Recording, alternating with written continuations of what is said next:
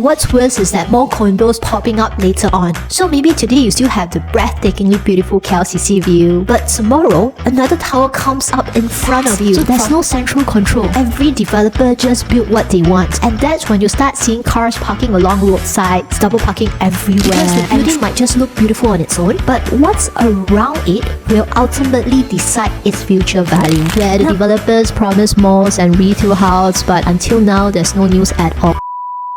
Property developments in Malaysia can generally be divided into two different categories: individual developments and township developments. Most people don't realize how big the difference is and why it can determine your property prices goes up or stay stagnant for the next 10 years. Hi everyone, this is Ray. Welcome back to another episode of the Malaysia Property Market Review series.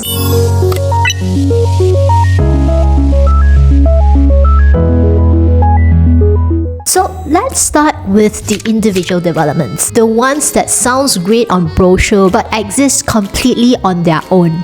You have probably seen this before. A condo built along a main road surrounded by empty lots. And what's worse is that more condos popping up later on. So maybe today you still have the breathtakingly beautiful Kyliez view, but tomorrow another tower comes up in front of you from that empty land you thought would stay empty forever. So why does this happen? That's because each developer wants to maximize their own profit and not the area's long-term ecosystem. That's why you often see roads that are too narrow, mismatched traffic flows, and projects competing for the same small pool of tenants. So there's no central control. Every developer just built what they want, and that's when you start seeing cars parking along roadsides, double parking everywhere, and traffic that only gets worse every year. It's not that the condo is bad, it's that the area's planning was never coordinated, and that's the risk most buyers don't see. Because the building might just look beautiful on its own, but what's around it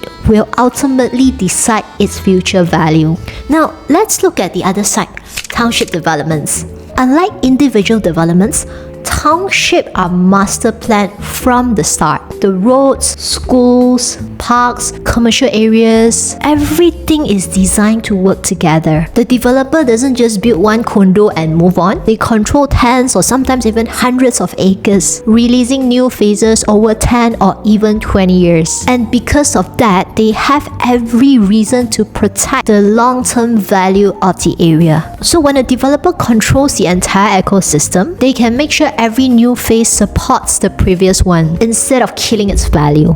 Roads are widened early, traffic flow are usually planned properly, and amenities like retail, schools, and park are positioned with intention. That's why areas like Desa ParkCity, Bangsar South, Damansara, Bandar Sunway continue to attract strong demands after so many years. Because people aren't just buying a building, they are buying into a complete lifestyle and ecosystem. And when you walk into a township, you will notice something completely different. It feels balanced. You see parents jogging with their kids, cafes that stays busy every weekend, and shops that actually survive long term. That's the power of proper planning. And it's something most standalone condo can never replicate.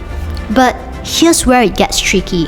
Just because a project is part of a township doesn't automatically mean you will make money from it. So let me break it down for you. There are three major stages in a township's life cycle. Stage 1, the early infant stage. That's when there are only one or two new developments, and the surroundings are mostly still empty, with maybe some landed houses, open lands. Just like Desa ParkCity 20 years ago. It was just an empty quarry, and I still remember asking my mom why she didn't choose to buy that as we were passing by.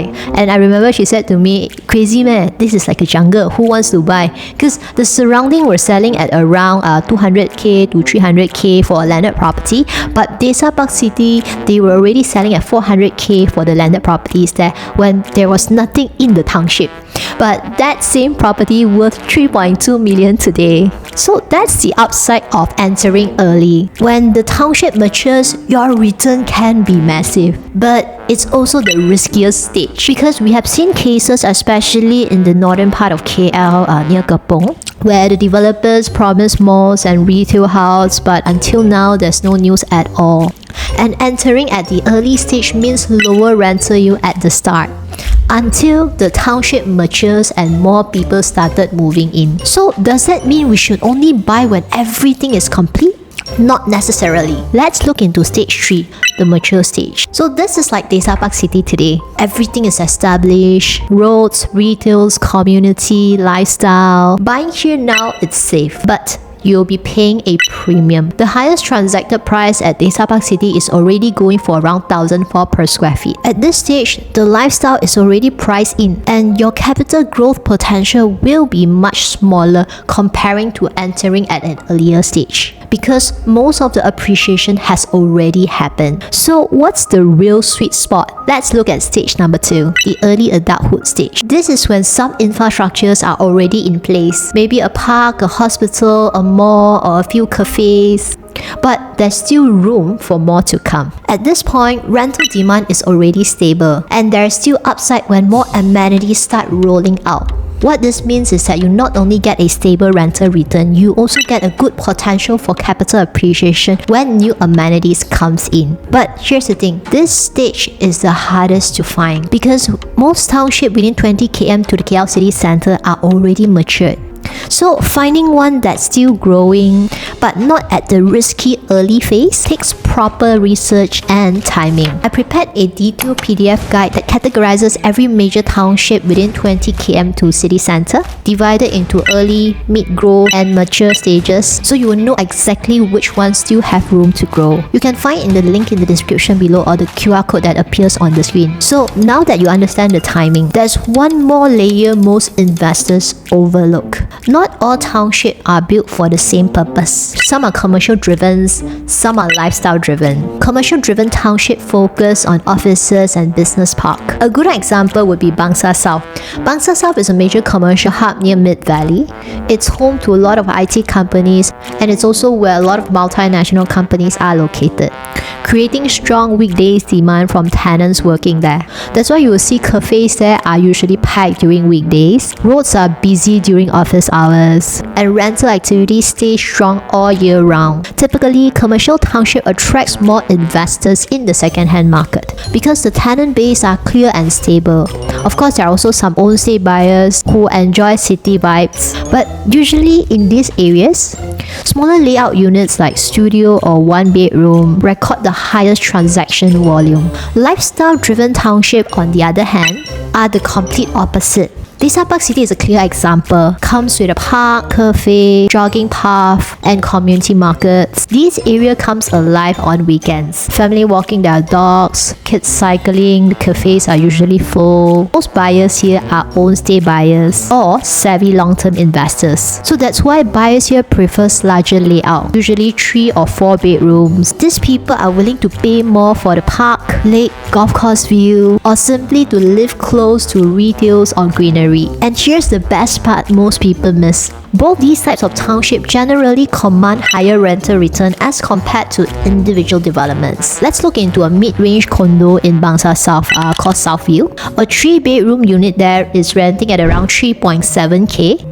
Meanwhile, one of the most high-end condo in Old Klang Road, just across the highway from Bangsar South, called Miller Square, rents at about 3.1k for a similar 3-bedroom unit. And of course, Miller's does comes with certain advantages. It's a mixed development with office, cafes, retails and convenience store below the condo. But even then, a regular condo like Southview, without retail below it, still fetches higher rent purely because of its township ecosystem. Now here's another example. A 3-bedroom 800 square feet unit at Plaza Medan Putra, just outside of Desa ParkCity, rents from around 1.5k fully furnished. But once you step into Desa ParkCity itself, a similar size 1-bedroom unit at Nadia, which is almost a 20 years old condo, rents at around 2.5k. So why is there such a huge difference when it's just one road apart? That's because in most individual developments, if you walk out at night to go for a jog or buy something, the streets are quiet and dark with no CCTV and security. But in a township, you can simply walk downstairs, grab a coffee, jog by the park,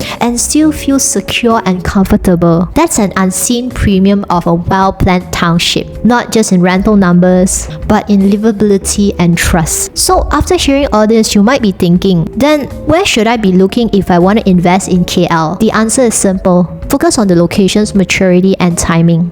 Don't just chase after fancy artist impression or nice showroom. Look into who controls the land, whether or not it's an individual development or a township development. And if it's a township development, what stage of growth it's currently in. Because in property, what surrounds you also matters. It's not just what's inside the condo. The most profitable investors are not the ones who buy the cheapest unit. They're the ones who buy into a growing ecosystem at the right stage. So if you're looking to invest within KL, your biggest challenge today isn't finding project because there are just tons of projects in the market. It's finding township that are still growing. If you are looking for a good potential for capital appreciation with a stable rental return. And like I mentioned just now, most areas within 20 km to city center are already mature. But there's still a handful of pocket mid-growth zone, rental demand is stable, where infrastructure is ready, and catalysts are still coming in. I've compiled all of this into the Township Growth PDF guide. You can find it in the link in the description below. But of course, I'm not saying that all individual developments can't perform. This is just a general overview. There's always outliers, projects that benefit from unique demand drivers, strong developers, or prime positioning next to key catalysts. But if you understand these fundamentals, you will instantly see why some areas grow faster while others stagnate. So as an investor, do you want to keep betting on individual developments or isolated condos, or own a piece of growing ecosystem like a township development? The only question is, will you be early enough to profit but smart enough not to gamble? So thanks again for tuning in. If you like this video, feel free to hit the like and subscribe button. It will motivate me to create more contents like this for you. Until we meet again, ciao!